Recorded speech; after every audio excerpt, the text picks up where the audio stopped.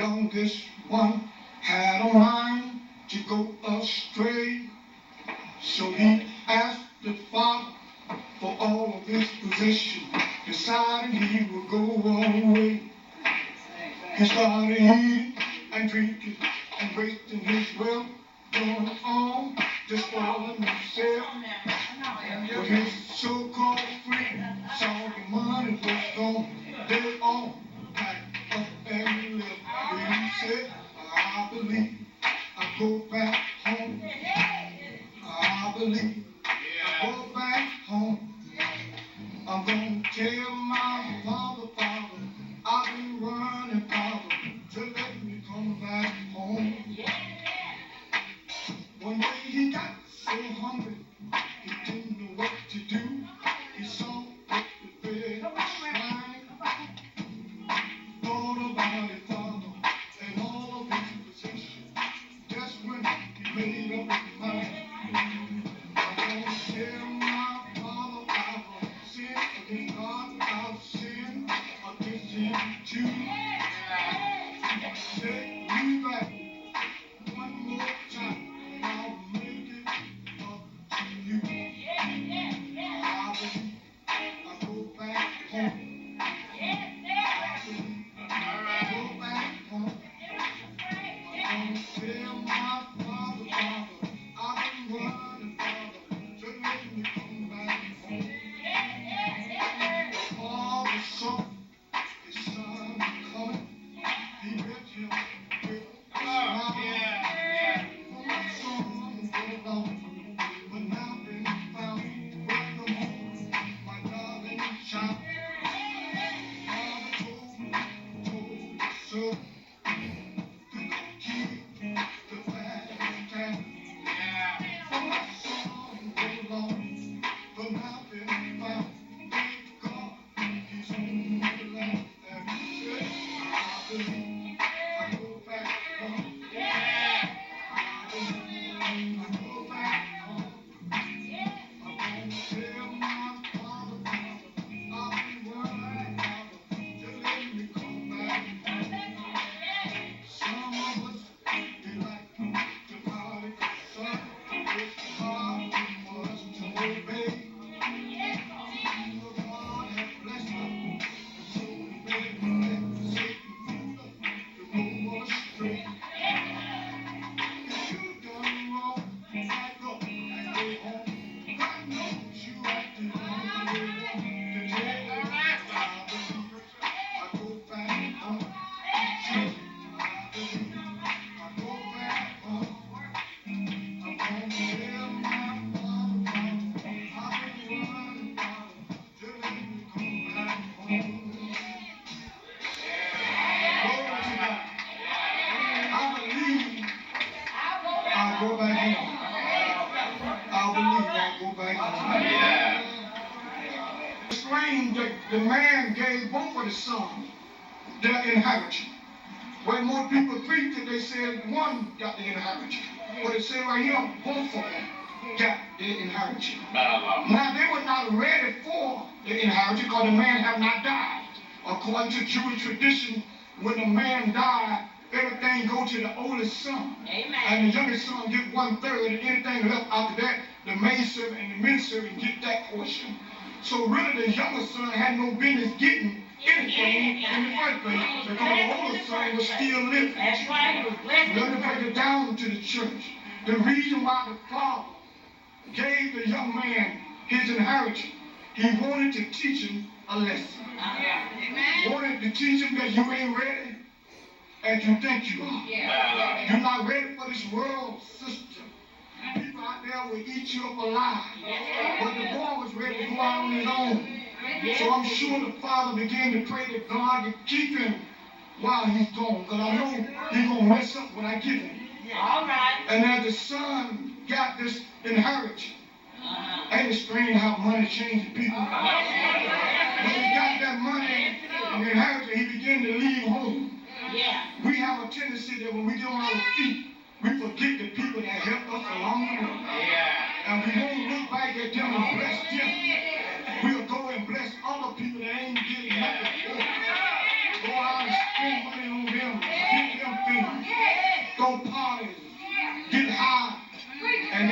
Bible gave him a dime. He began to go, and the Bible said he began to go and live a righteous life. Watching, he was partying.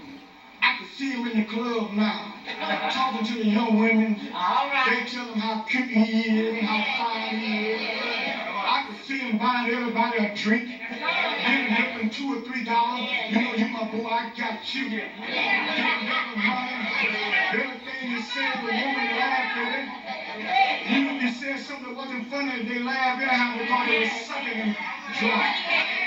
It is amazing how people will go along with everything you say when they want what you got. Therefore, you got to watch out because all smiling faces ain't your friend. I can see him in the club now. The girl telling him, won't you come by my place? He goes over to the woman's house and think now that he got him a girlfriend. He began to spend that money and take her to a room together. Buy a living room set, bedroom set. He would buy a car, put on her feet. He falls in love because she now done whooped him down. Y'all know what I'm talking about. He goes over and he can't even see. Daddy called on the phone, so won't you come home, son? But his nose is over and he can't see right now. After a while, the money began to get low.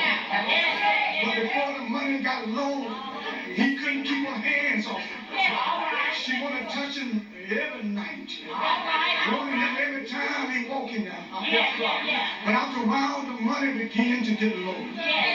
He began to reach out and touch her, and she said, don't touch me.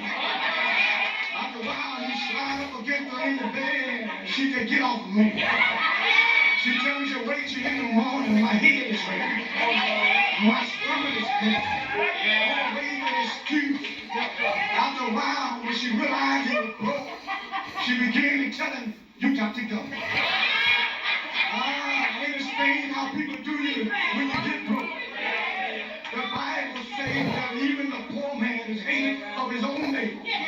That's why I promise myself never again will I be broke. Because people will turn on you when you ain't got a dime in your pocket.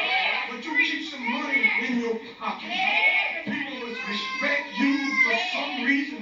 People look up at people that got something. If you ain't got nothing, you can't get nothing. There ain't no need of crying over spilled milk. I'm telling the truth now. Y'all don't tell the truth. Get a little money, hit a lottery. Watch everybody show up over your house. Cutting bills, cutting bars, something to sell, everybody come to the house.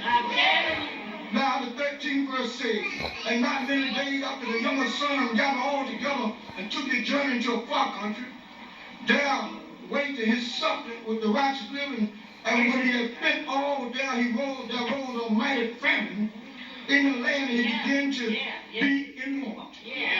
The Bible said now he's broke. He can't find a dime for anything. In other words, what I've learned in this life, in my years of experience, God will allow you to go down that road. He don't want you to. But since you decide to go that way, he'll let you go and he'll keep you. But down that road, you can go and apply for a job and seem like ain't nobody hiring. Because God them closed those doors. The Bible says he can close doors that no man can open. Open doors that no man can close. So he couldn't even get a job nowhere. That old woman that he had, she done gone on with the next fella now. And he ain't got no money. He's ashamed. He don't want to call to the house because he know he done messed up. He don't want to hear them say, I told you so. By the time he began to look for work, and the Bible said in the 15th verse, and he went and joined himself to a citizen of the country, and he sent him into the field to feed swine. The Bible makes it clear that the Jews did not believe in pork. At all. Ain't it mighty strange how when you get broke, you'll do things that you one time wouldn't do? You'll go places and you'll say things and you'll deal with people that you one time wouldn't deal with. Walking down Jefferson Street asking somebody, can I wash your car? For $2 or $3, I'm hungry. Can you let me get $1, man? I need a bill. Could you let me get a cigarette? You do things that you normally wouldn't do when you're down to your last. Now the Bible says that he would have eaten what the hogs were eating or the pigs were eating. But he began to think about this thing. Come to it. Now when you get down and out like that, you will do things that is embarrassing. You will hang with people that you know ain't right. Know they'll lie. Know they'll talk about you. They talking about everybody to you. Don't you know when you walk off they can talk about you? You find yourself fellowshipping with them kind of people. But God had to let you learn while you're on that road. Hopefully you'll wake up and smell the coffee. Hopefully you won't go to the point of no return. The point of no return is when you just stay out there and refuse to come back in. Then you get killed or die in your mess. Hopefully you won't go to the point of no return. And now in the 17th verse it said, and when he came to himself. Look at somebody say, you got to come to yourself. It said, how many high servants of my father have bread enough to spare, and I perish with hunger. And he said, I will rise and go to my father and say unto him, Father, I have sinned against heaven and before thee. And I have no more worthy to be called thy son. Make me as one of thy high servants. In other words, he made his mind up. For God I live and for God I die. So you have to come to a point in your life when you get tired of sin. When sin don't beat you down, beat you all over the ground, God will allow the devil to bring you back to the house of God.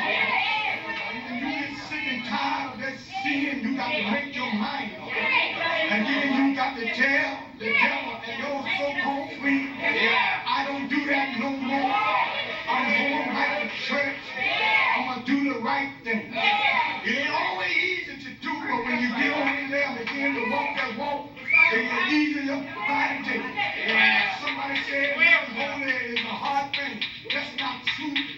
When you try to spread the fence, that's when it's a hard thing. But when you walk with God, the walk is sweeter and sweeter. The Bible said obedience is better than sacrifice. Oh, Saul messed up and lost his kingdom. Samuel said, Saul, don't you know you have lost his kingdom to another man? Obedience is better than sacrifice. What is sacrifice? Sacrifice is coming to church. Sacrifice is paying your time. Sacrifice is singing in the choir.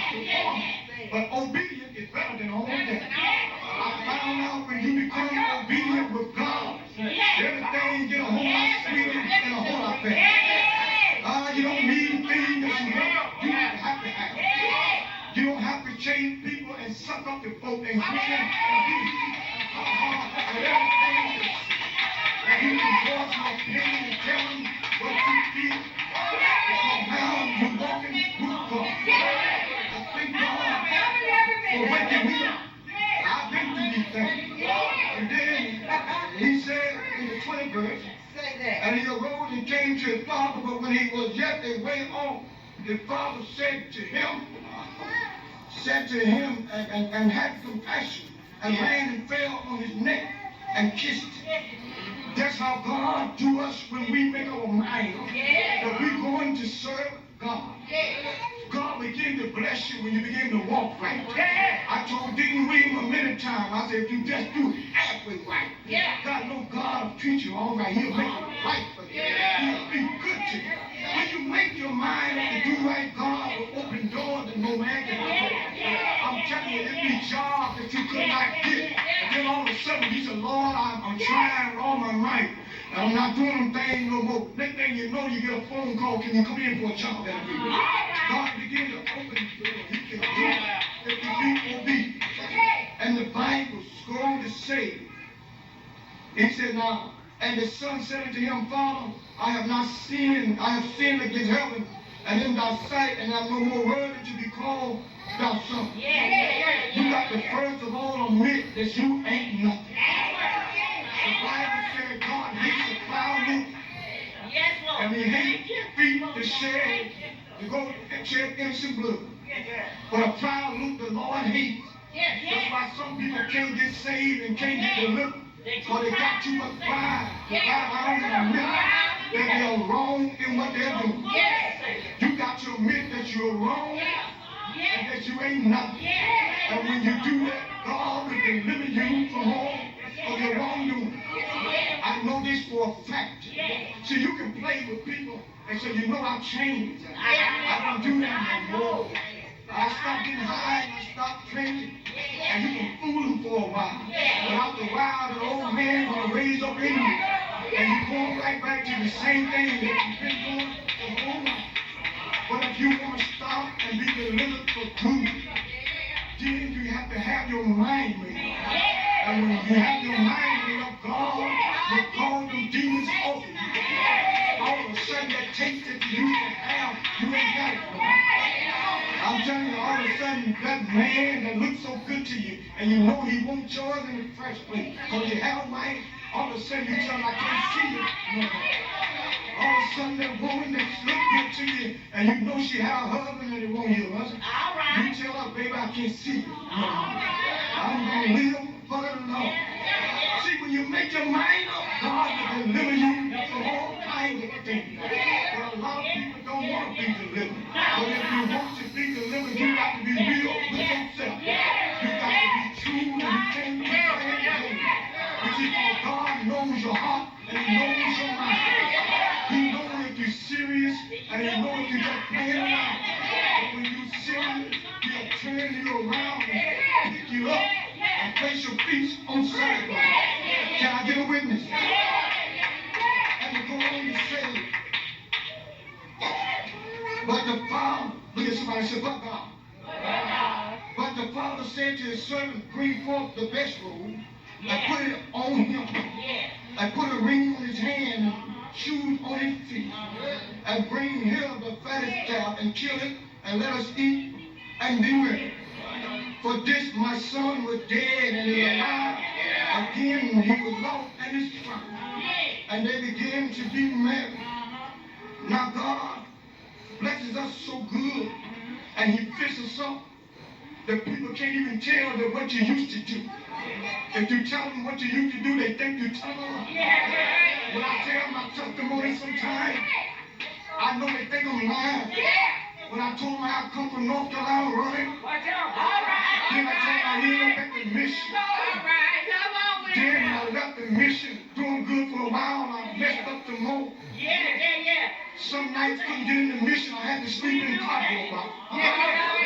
People don't like the truth. But see, when God clean you up, you can't see that scar on your head.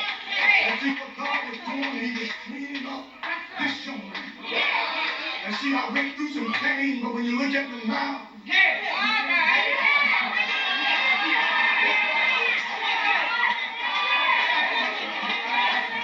God know how to clean you up, know how to make you look good. Only God can clean you up and make you right. Oh, I feel this thing. The 26th chapter, they say, and He called one of the servants and asked what these things, this is the Holy Prophet, what these things meant. And he said unto him, thy brother is come, and thy father has killed the fattest calf, because he has received him safe and sound. And he was angry and would not go in. Therefore his father came out and entreated him. And now I got a problem with this thing. He's mad because his brother is broke. And his daddy is torn apart. That lets you know that old saying that people say, blood is thicker than water. That's a lie from the people's head. Because this is his blood and he don't even care that the boy is home. The daddy began to break it down to him. And the daddy said to his father, lo, these many years do I serve thee, neither transgress I at any time thy commandment, and yet thou never gave me a kid, and that I might make merry with my friends. But as soon as thy son was come, which hath devoured thy living with hollow multitude, and thou hast killed for him the fattest calf, and he said unto him, son, thou art ever with me, and all that I have is thine. It was meet that we should make merry and be glad, for this thy brother was dead and is alive, and again was lost and is found.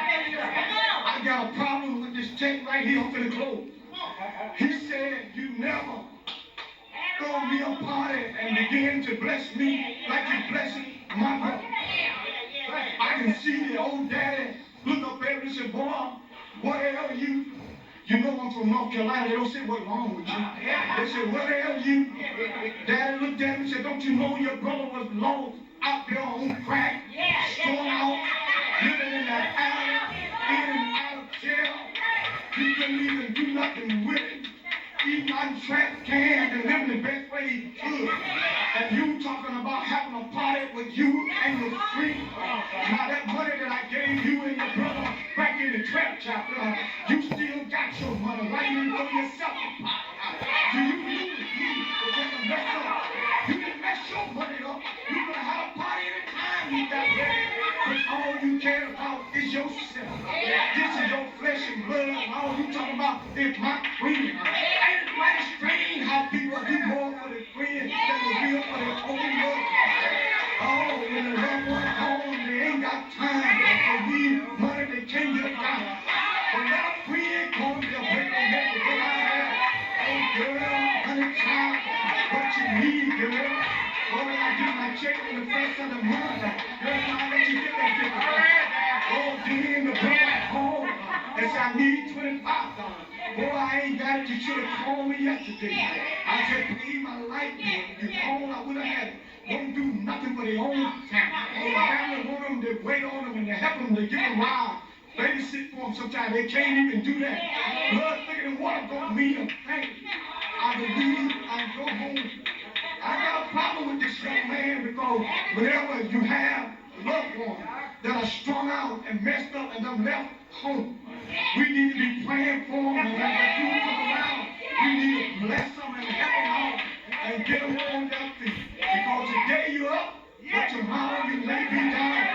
So you need to count the blessing and love everybody. I don't believe in that saying blood is thicker than water, because there are people out here in this world that do more for you than your blood will ever do.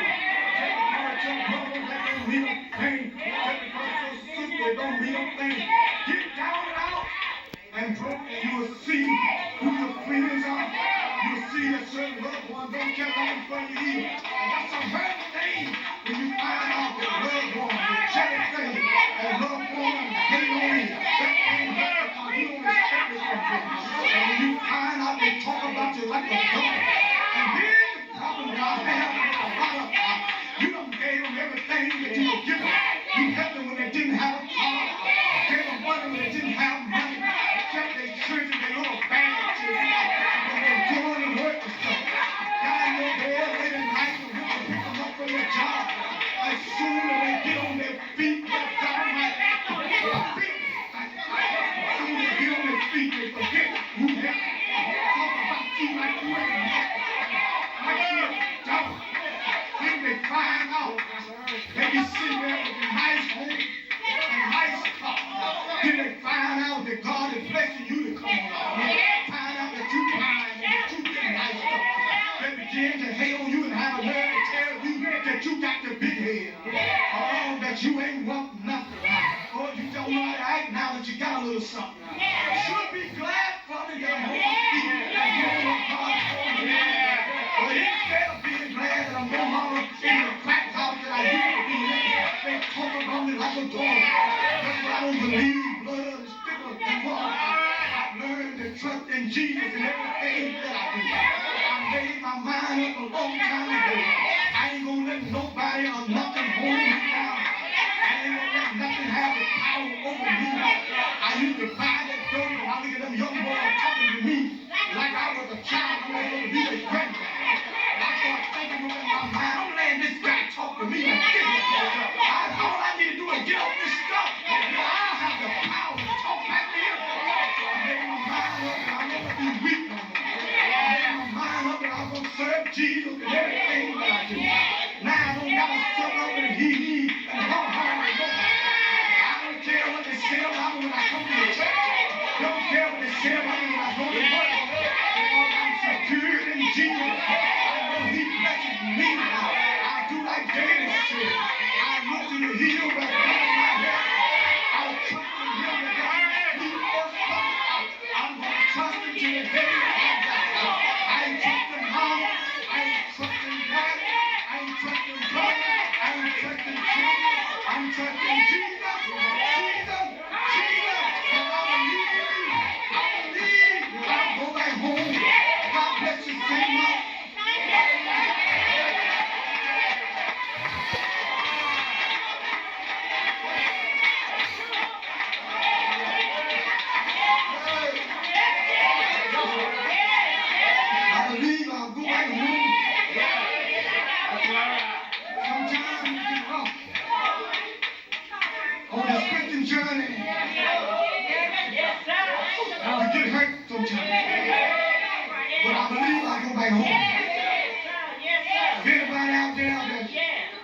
They know the way. They've been to church all their life. They're in church. And they know they don't have a peace of mind. Jesus is the way, the truth, and the life. I've learned a long time ago, you can't find peace in people. That's right. People change. You can't find peace in material things. But once you get the new car after a couple months, you watch it every day. After a couple months, you don't watch it no more. You get used to it. The flesh is never satisfied. But those of you that wait till your time trying to please that old flesh, you'll never satisfy. I don't care how good the man looks, how good the woman looks. That's right. Once you get to know them, That's right. you get used to them. And they just another. And it's just like another person. That's right. Or the flesh is never satisfied. That's right. That's why people get together. I look at the Hollywood stars. Married today and divorced tomorrow. Because they ain't learned yet that you can't please the flesh. That's right. Only one person can please you, and that is Jesus. Because see, God made you in his image. It's just like trying to take a Cadillac to a Ford dealership and say, fix my Cadillac. They'll tell you, I fix calm. We fix calm, but we can't fix the Cadillac. So when you take yourself to another human being, tell them all your problems, all your business, and they say, don't you know, people can't hold nothing. You sit there telling them all your business. As soon as you leave, they on the telephone. Tell them what you told them. Don't tell them, my girl, don't tell them. Don't you tell this. I'm telling you, I'm telling you. She told me one time. Girl, I'm telling you. Yeah, I'm telling you. I'm lost my job. And somebody said, Section 8 to my, the state to my taking a trip. That's what she told me. Don't you tell me. Girl, I ain't gonna tell her. I ain't gonna tell her. I ain't gonna tell her, girl. I said, girl, I gotta go now. I'll tell you later. Girl, Pauline just told me.